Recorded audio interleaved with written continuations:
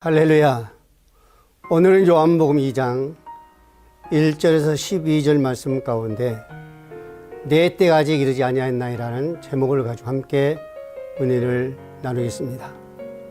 본문은 가나안 혼인잔치의 이적은 예수님께서 본격적으로 공생의 갈릴리 사역을 시작하기 전 유대와 갈릴리를 오가면서 사건으로 하나님의 아들 되심과 예수님께서 메시아라는 사실을 사람들 앞에서 첫 번째로 입증해 보이는 내용입니다. 물로 포도주를 만드신 사건은 첫 표적이며 성전 정화 사건은 제사의 참된 의미와 예수님이 자신이 진정한 예배의 대상이라는 것을 말씀해 주고 있습니다. 예수님께서 유대인들이 결례용으로 사용하는 항아리에 든 물을 포도주로 변하게 하신 이 사건은 우리에게 매우 깊은 영적인 의미를 주고 있습니다. 즉 사람이 새롭게 되는 것은 율법적 의식을 준수함으로써 되는 것이 아니라 오직 예수 그리스도를 말미암아 되는 것임을 증명해 주고 있습니다. 그래서 사도 바울도 예수를 만나면서 이렇게 고백합니다. 고린도후서 5장 17절 말씀에 누구든지 그리스도 예수 안에 있으면 새로운 피조물이라. 이전 것은 지나갔으니 보라 새 것이 되었다라고 말하고 있습니다.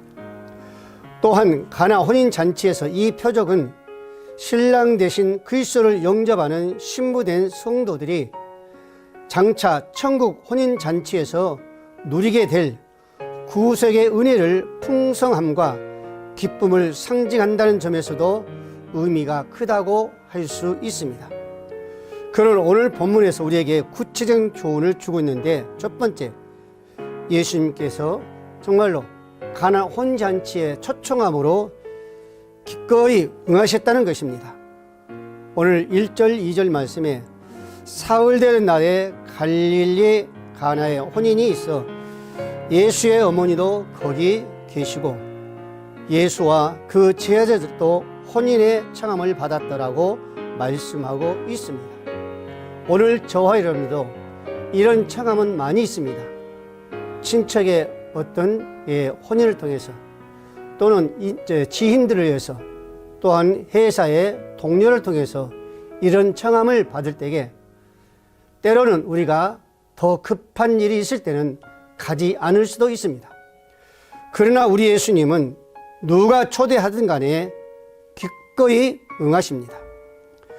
유대인들의 혼인잔치에 보통 하객들은 새로운 출발과 신랑 신부를 위해서 마음껏 복을 빌어주는 것과 관례가입니다. 그 초대에 예수님께서 자기 초대의 사람들이 가까운 친척이어서 혹은 어머니가 마리아가 거기 계셨으므로 가신 것이 아니라 초청에 기꺼이 응하신 겁니다. 예수님은 자기의 온 사람을 내어 쫓지도 않으십니다. 거절하지도 않으시죠. 온 세상이 손가락질하고 비난하는 사람들의 초대라 해도 예수님은 절대적으로 거절하지 않으십니다. 세리마태의 집에도 들어가 죄인들과 함께 식사를 나누셨습니다. 삭개오 집에도 들어가 유하시는 것을 보면서 입증할 수가 있습니다. 예수님께서는 자기를 초청한 사람이 누구이든 간에 기꺼이 응원하고 누구를 막론하고 소망이 있습니다. 주님은 자기를 필요한 자들에게 찾아가셔서 마음의 문을 두드리십니다. 그리고 초청을 기다리십니다. 계시록 3장 20절 말씀에 볼지어다 내가 문 밖에 서서 두드리노니 누구든지 내 음성을 듣고 문을 열면 내가 그에게로 들어가고 그로 더불어 먹고 그는 나로 더불어 먹으리라고 말씀하십니다. 예수님의 초청할 때에 우리 주님은 함께 더불어 먹을 수가 있습니다. 그렇습니다. 우리가 초청만 하면은 우리는 함께 더불어 먹고 살아갈 수가 있습니다. 인생을 실패하는 사람, 재해에 빠져서 평안함이 없는 사람이든 질병과 고통으로 신음하는 사람이든 낙심과 절망의 나라에서 방황하는 사람에게 나를 초대하라고 말씀하고 있습니다.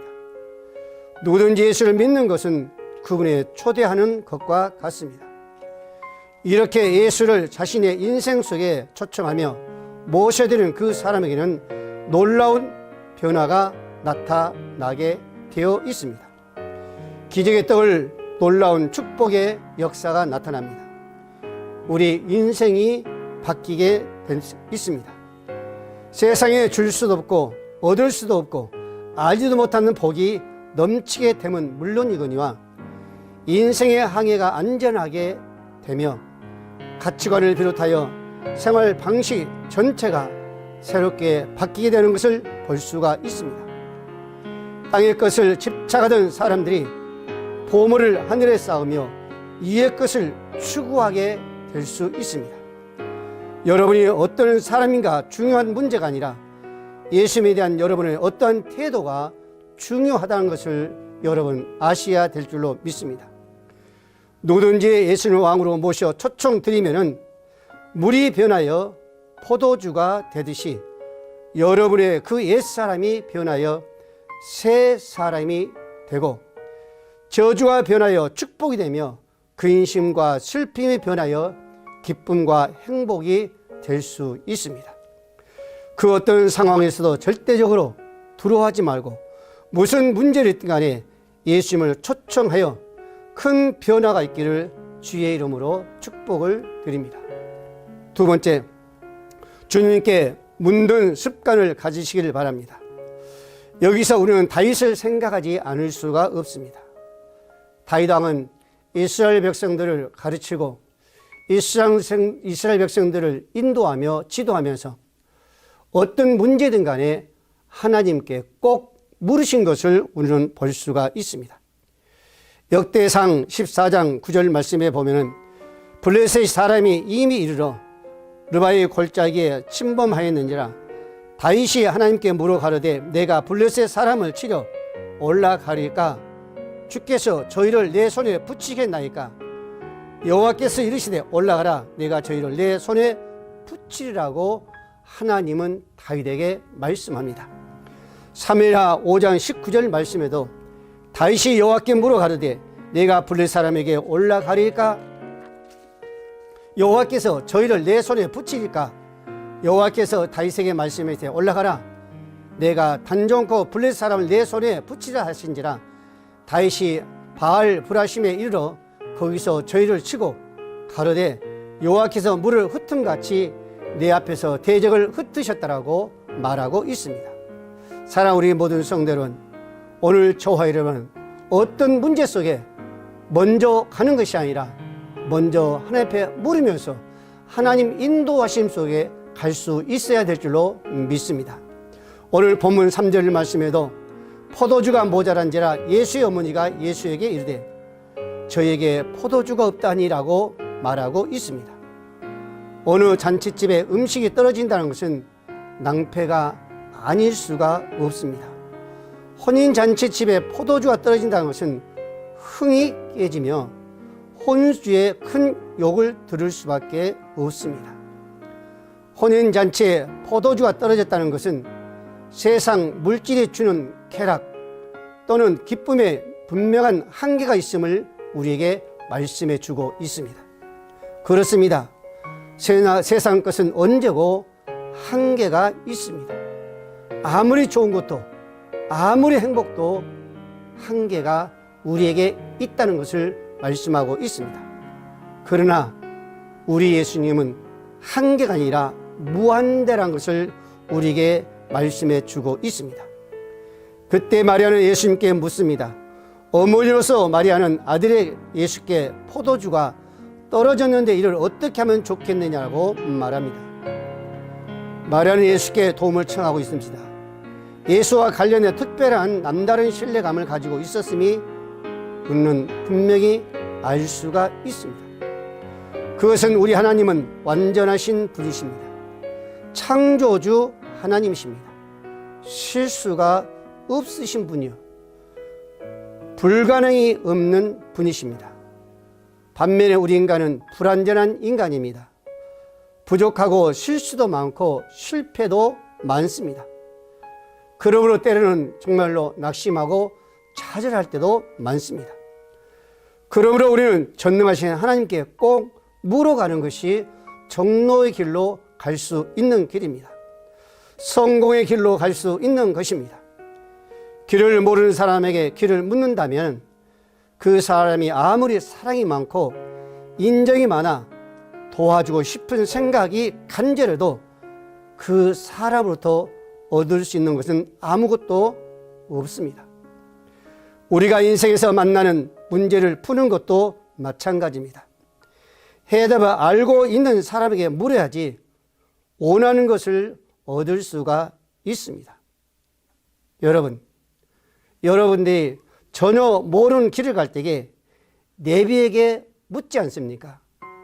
내비에게 물으면 정확하게 안내하며 갈 수가 있습니다. 우리 예수님은 전능하신 분이십니다. 이사야 9장 6절 말씀에 이렇게 말하고 있습니다. 한 아이가 우리에게 낳고 한 아들을 우리에게 주신 바 되었으니 그 어깨에 정사를 메었고 그 이름은 기묘자라 모사라 전능하신 하나님이라 영존하신 아버지라 평강의 왕이라고 하였습니다. 또한 다윗은 하나님께 이렇게 말씀하고 있습니다. 나의 힘이 되신 여호와여 내가 주를 사랑하나이다 라고 말하면서 하나님은 나의 방패시요 나의 요새시요 나의 구원자시요 나의 산성이시라고 말씀하고 있습니다. 우리 아버지 하나님은 우리의 가는 길에 정로의 길을 우리에게 늘 말씀해 주시면서 우리에게 늘 말씀하시기를 우리의 모든 행사, 우리 모든 문제를 맡기라고 말씀하고 있습니다. 잠언 16장 3절 말씀에도 너의 행사를 여호와께 맡기라 그리하면 너의 경영을 이루라고 말씀하셨고 요한복음 14장 13절 말씀에도 너희가 내 이름으로 무엇을 구하든지 내가 시행하리라고 말씀하고 있습니다. 사랑하는 우리 모든 성도 여러분, 우리 하나님은 우리의 불가능을 가능케 하신 하나님인 줄 믿으시기 바랍니다. 전혀 알지 못한 길을 정로의 길로 인도하신 자가 바로 우리 하나님이십니다. 오늘 또 본문의 말씀과 같이 우리는 모든 문제를 물을 수 있는, 제시할 수 있는 자가 되어야 될 줄로 믿으시길 바랍니다. 주님은 고통 중에 있는 그 어떤 사람도 찾아갈 때, 물을 때, 청할 때에 절대적으로 거절하지 않으십니다. 마태복음 8장 1절 이하에 보면 예수께서 산에서 내려오시니 허다한 무리가 쫓으니라. 한 문둥병자가나 저라고 하루되 주여 원하시면 저를 깨끗게 하실 수 있나이라고 하거늘 예수께서 말씀하시기를 내 손을 내밀어 저에게 대시며 가라사대 내가 원하노니 깨끗함을 받으라고 하신대 즉시 그의 문둥병이 깨끗하여졌다라고 말씀하고 있습니다. 또한 5절에서는 예수께서 가버나움에 들어가시니 한 백부장이 나와 간구하여 가로되 주여 내 하인이 중병먹으로 집에 누워 몹시 괴로워하냐라고 주님 앞에 말씀하실 때에 예수님께서 말씀하십니다. 가서 내가 고쳐주랴. 백부장이 대답하되 가로되 주여 내 집에 들어오시면 나는 감당치 못하겠나이다. 다만 말씀만 하옵소서 할 때에 예수님께서 백부장이 내 믿음대로 될지다 하시니 그 시로 하인이 나았다라고 말씀하고 있습니다. 사랑 우리 모든 성도분, 그 백부장 또 그 문둥병인 자의 그 간구에도 그 청함에도 그 부르심에도 거절하지 않냐고 달려가서 정말 그 믿음대로 고치시고 치료하시고 해결하신 것은 우리는 볼 수가 있습니다. 오늘 저와 여러분도 우리에게 어떤 문제가 온다 할지라도 그 문제를 가지고 우리는 부끄러워하지 않냐고 정말로 주님께서 우리의 모든 문제를 해결하신다는 것, 우리의 불가능을 가능케 하신다는 것, 우리의 그 슬픔을 기쁨으로 행복함으로 바꿔주신다는 걸, 새롭게 하신다는 걸 기억하시면서 우리의 모든 문제를 항상 우리가 주 앞에 맡길 수 있는 정말 의뢰할 수 있는 오늘 저와 여러분 되시기를 주의 이름으로 축복을 드립니다.